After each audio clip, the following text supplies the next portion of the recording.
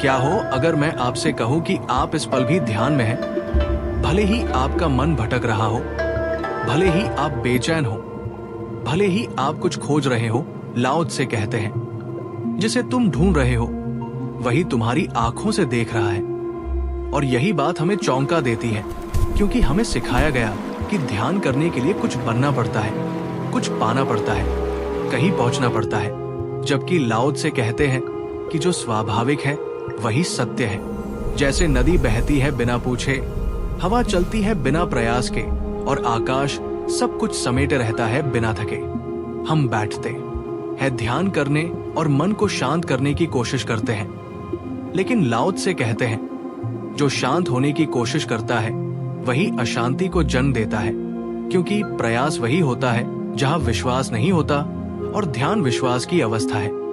जब आप चल रहे हैं और जानते हैं कि आप चल रहे हैं, जब आप सांस ले रहे हैं और सांस को बदलते नहीं, जब दुख आता है और आप उसे रोकते नहीं, उसी क्षण ध्यान घट रहा होता है। लाओ त्से कहते हैं प्रकृति कभी जल्दी में नहीं होती, फिर भी सब कुछ पूर्ण हो जाता है।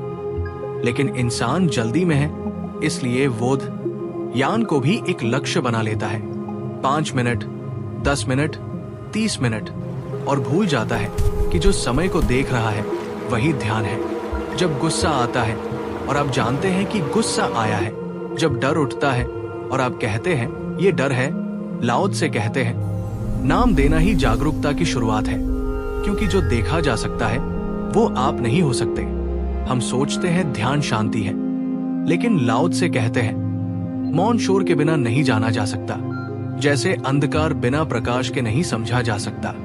इसलिए शोर भी ध्यान है, बेचैनी भी ध्यान है, गिरना भी ध्यान है, क्योंकि बहाव में जो विरोध नहीं करता वही ताओ के साथ चलता है। जिस दिन आप मन से लड़ना छोड़ देते हैं, उस दिन मन आपकी सुनने लगता है।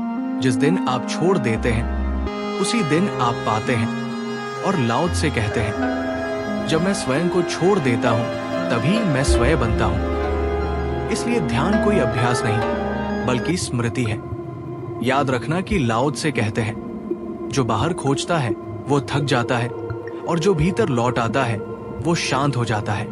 लेकिन समस्या ये है कि इंसान भीतर जाने से डरता है, क्योंकि भीतर कोई आवाज नहीं, कोई पहचान नहीं, कोई भीड़ नहीं, और हम भीड़ में ही खुद को सुरक्षित महसूस करते हैं। इसलिए हम हर पल कुछ न कुछ करते रहते हैं, सोचते हैं, योजनाएं बनाते हैं, पछताते हैं, उम्मीद करते हैं, और फिर कहते हैं कि ध्यान नहीं हो पा रहा। जबकि लाओ त्से कहते हैं जो रुका हुआ दिखता है वही सबसे ज्यादा भाग रहा होता है, और जो ठहर गया वही मंजिल पर पहुंच गया। जब आप कुछ नहीं कर रहे होते और फिर भी जागरूक होते हैं, वही ताओ की अवस्था है, क्योंकि लाओ त्से कहते हैं खाली पात्र ही सबसे उपयोगी होता है, भरा हुआ पात्र तो बस दिखावा है। हम मन को भरते जाते हैं ज्ञान से, शब्दों से, गुरुओं से, वीडियो से, और भूल जाते हैं कि सत्य मौन में उतरता है, शोर में नहीं। इसलिए जब अगली बार आप अकेले हों और मन बेचैन हो जाए, तो भागिए मत।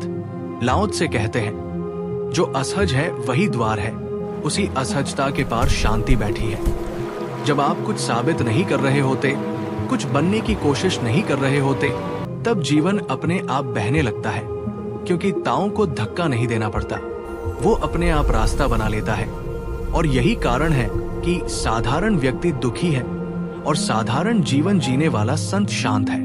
लाओ त्से कहते हैं जिसने नियंत्रण छोड़ दिया उसने पूरे ब्रह्मांड को मित्र बना लिया।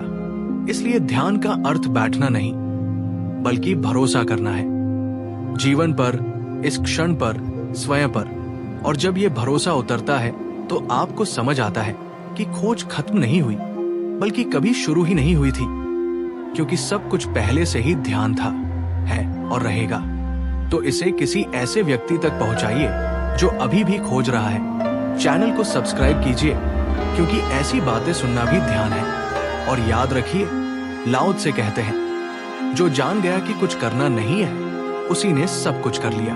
लाओ त्से कहते हैं जब तुम भीतर उतरने लगते हो तो बाहर का संसार शोर मचाने लगता है, क्योंकि बाहर का शोर कभी समस्या नहीं था।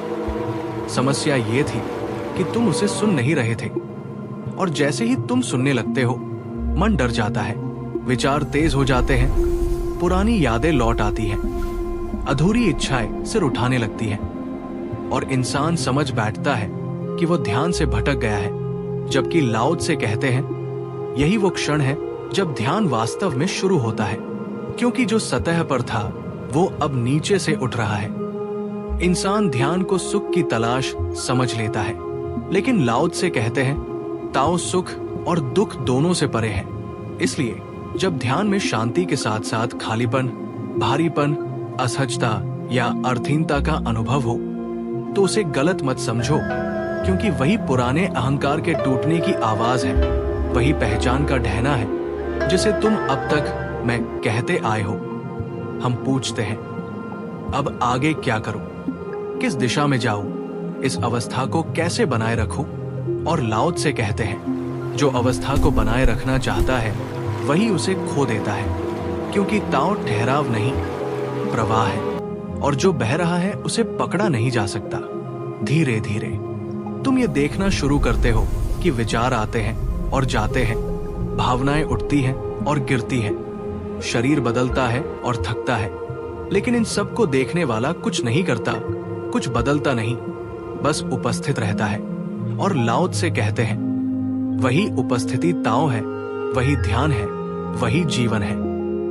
इस बिंदु पर इंसान पहली बार समझता है कि उसकी सारी थकान संघर्ष से आई थी, खुद को बेहतर बनाने के संघर्ष से, शांत होने के संघर्ष से, सफल होने के संघर्ष से।